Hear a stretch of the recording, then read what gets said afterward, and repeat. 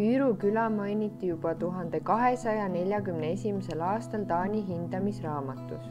Tol ajal arvati küla suuruseks 10 adramaad ehk umbes 80 hektarit ja küla elanikkond oli vaid paarkümmend inimest. Juba 14. sajandi keskelt on teateid, et Hüürus asus Harku mõisa karjamõis. Iseseisvaks mõisaks muudeti Hüüru alles 1560. aastal umbes 1200 hektari suuruse alaga. Omanikke oli kompleksil palju ja sellepärast oli mõis vahepeal taas nii Harku kui ka Rannamõisa kõrvalmõis. Härrastemaja ehitati millalgi 19. sajandi teisel poolel, tõenäoliselt vanema peahoone peale. Ka tänini on hoone konstruktsioonis säilinud vanema ehitise elemente.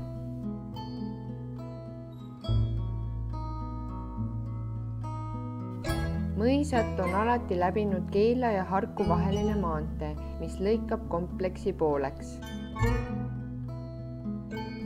Ühele poolele jääb peahoone ja pargi jäänused, teisele poole vana sepikoja varemed ja trahter.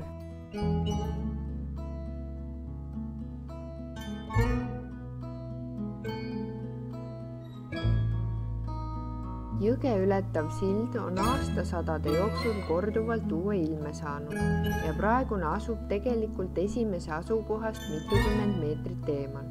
Selle kõrval on säilinud ka ühe vanema silla paegivist postid.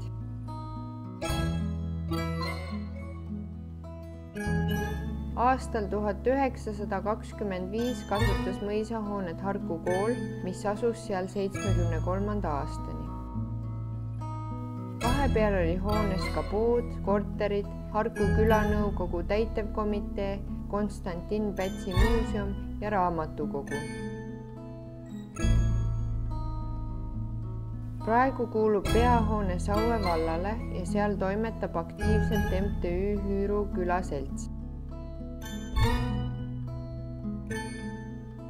Hoone taastati suures osas 2020. aastal ja väiksemaid töid tehakse siiani. Härrastemaja ruumid on saadaval rendiürituste jaoks.